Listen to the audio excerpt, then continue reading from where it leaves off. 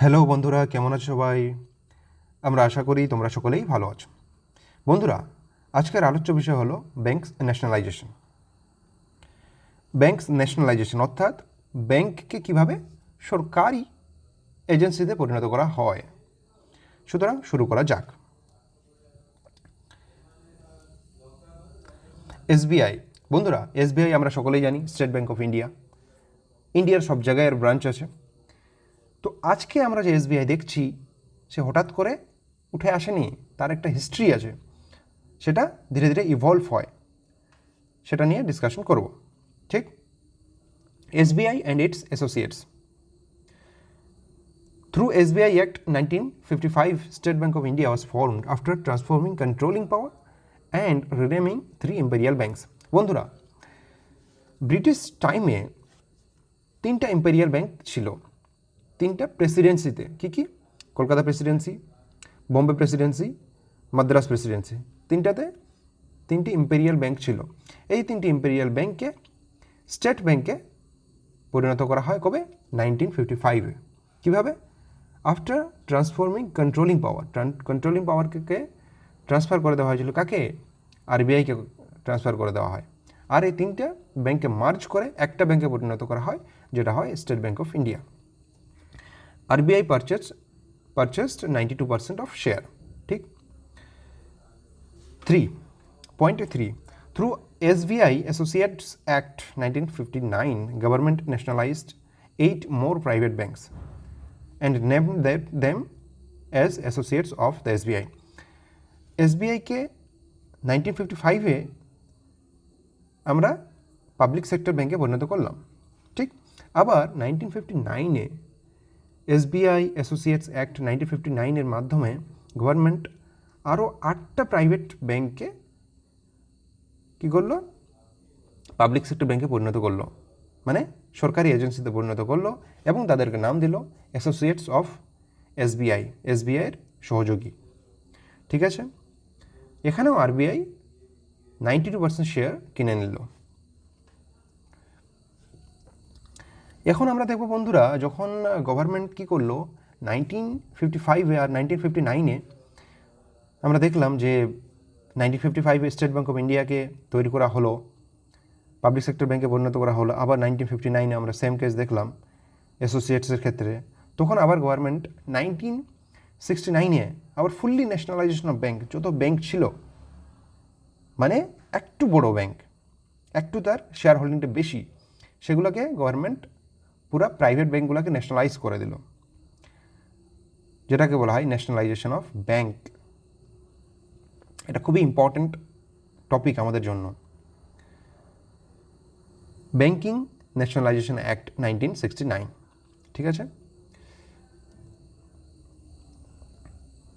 Under the Bank Nationalization Act 1969, a total number of 20 private banks were nationalized. ঠিক আছে, এই অ্যাক্টের মাধ্যমে, banking nationalisation act 1969-এর মাধ্যমে প্রথমে 14টা ব্যাংকে ন্যাশনালাইজ করা হলো জুলাইয়ে, 1969 জুলাইয়ে। যাদের ডিপোজিট ছিল 50 করোড়ের বেশি, যাদের ডিপোজিট ছিল তাদেরকে ন্যাশনালাইজ করা হলো। আবার 1980-তে এপ্রিলে 6টা ব্যাংকে আবার ন্যাশনালাইজ করা হলো।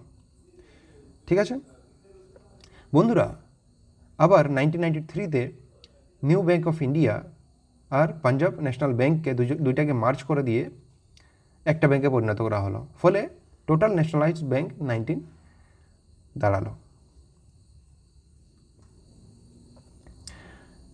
কয়েকটা তথ্য। New bank of India and Punjab national bank March, এটা তো বললাম ওইদিকে। Now there are 27 public sector banks in India, out of which 19 are nationalized. বন্ধুরা, এখন আমরা পাবলিক সেক্টর ব্যাংক আর ন্যাশনালাইজড ব্যাংকের মধ্যে একটু ডাউট আমাদের হতে পারে যে ন্যাশনালাইজড ব্যাংক আর পাবলিক সেক্টর ব্যাংক দুটোর মধ্যে পার্থক্যটা কী, তা আমরা পরে ডিসকাশন করছি। এই যে আছে বন্ধুরা, এখানে দেখো হেডিংটাতে যে nationalised banks versus public sector banks, দুটোর মধ্যে ডিফারেন্সটা কী।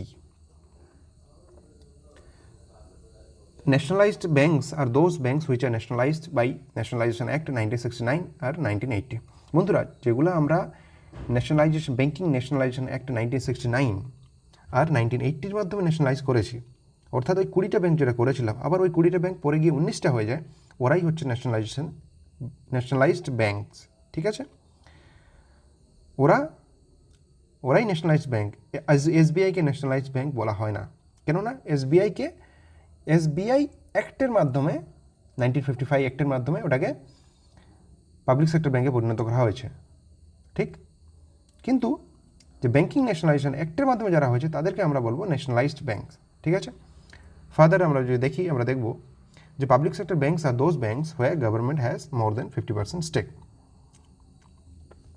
মানে 50%-এর বেশি যদি গভর্নমেন্টের শেয়ার থাকে সেটাকে পাবলিক সেক্টর ব্যাংক বলা হয়।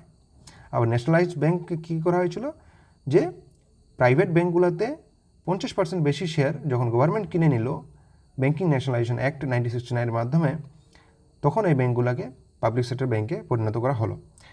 বন্ধুরা, এখানে আমরা একটা বলতে পারি যে বলছে যে that means all nationalised banks আর পাবলিক সেক্টর ব্যাংকস, প্রত্যেকটা ন্যাশনালাইজড ব্যাংকস কয়টা আছে? 19টা। ওই প্রত্যেকটা ন্যাশনালাইজড ব্যাংকই হলো পাবলিক সেক্টর ব্যাংকস, কিন্তু সব পাবলিক সেক্টর ব্যাংকস ন্যাশনালাইজড না। But all public sector banks are not nationalised.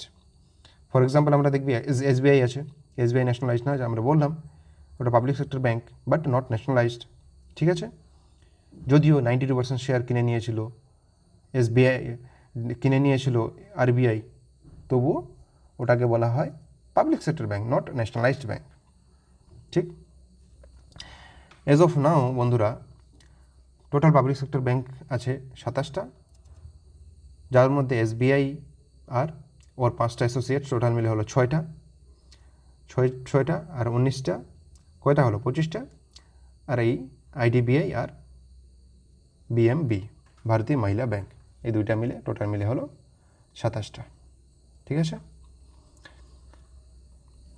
বন্ধুরা, যখন ব্যাংককে ন্যাশনালাইজ করা হলো 1969-এ আবার 1980-তে, তারপরে নতুন করে প্রাইভেট সেক্টর ব্যাংক খুলতে দেওয়া হলো না, এটাই বলছে। বন্ধুরা, আবার আমরা যখন দেখি যে ইকোনমিক্স রিফর্ম হয় 1991-এ, তখন ব্যাংকিং সেক্টরে বিশাল একটা রিফর্ম হয়। সেখানে কয়েকটা ইম্পর্টেন্ট রিফর্ম হয়েছিল, সেগুলো নিয়ে আমরা আলোচনা করব। যেমন হেডিংয়ে দেখতে পাচ্ছ some banking developments after economic reforms, যেগুলো খুবই গুরুত্বপূর্ণ। বন্ধুরা, in 1993 SBI was allowed to access capital market to sell its share of 33% through SBI Amendment Act 1993। বন্ধুরা, আমরা দেখলাম যে এসবিআইকে কী করা হলো, যে পাবলিক সেক্টর ব্যাংকে পরিণত করা হলো, মানে ওটাকে সরকারি করা হলো। আবার বলা হচ্ছে যে তখন আবার ক্যাপিটাল মার্কেটে ওটার 33% বেচার জন্য অ্যালাউ করলো 1993-তে। কেননা তখন আমাদের ইকোনমি খুব ডাউন চলে যাচ্ছিল। যখন দেখলো সরকার যে যখন আমরা সব কিছুকে সরকারি দপ্তরে পরিণত করছি, সব সরকারি এজেন্টে পরিণত করছি, তখন আমাদের ইকোনমি ডাউন হতে শুরু করছে। তখন সরকার এই স্টেপ নিল। সেম স্টেপ 1994-এ গভর্নমেন্ট কী করলো, যে আলাদা এসবিআই ছাড়া যে ওই সময় বাকি যে ন্যাশনালাইজড ব্যাঙ্কগুলো ছিল তাদেরকেও অ্যালাউ করে দিল, তারা 33% শেয়ার বেচতে পারে। ঠিক আছে, ব্যাঙ্কিং কোম্পানিজ অ্যামেন্ডমেন্ট অ্যাক্ট 1994-এর মাধ্যমে। আবার 1994-এ গভর্নমেন্ট আবার অ্যালাউ করলো প্রাইভেট সেক্টর ব্যাঙ্কস, যেটা প্রাইভেট সেক্টর ব্যাঙ্ক ওপেন করা বন্ধ করা হয়েছিল, আবার অ্যালাউ করলো গভর্নমেন্ট। ঠিক আছে, প্রথম UTI union trust of India bank became the first private sector bank in reform Ira. এই যে রিফর্ম ইরাটা হয়েছিল তার মধ্যে ইউটিআই সর্বপ্রথম প্রাইভেট সেক্টর ব্যাঙ্ক। বন্ধুরা, আজকের ভিডিও এখান থেকেই। আমাদের ভিডিওটি ভালো লাগলে লাইক করবেন, আর অন্য কোনো টপিকে ভিডিও চাইলে আমাদের কমেন্ট করে জানাবেন। আর হ্যাঁ, আমাদের ভিডিওটি অবশ্যই শেয়ার করবেন বন্ধুদের সাথে, যাতে করে তারাও এর বেনিফিট পেতে থাকে। ধন্যবাদ বন্ধুরা, জয় হিন্দ।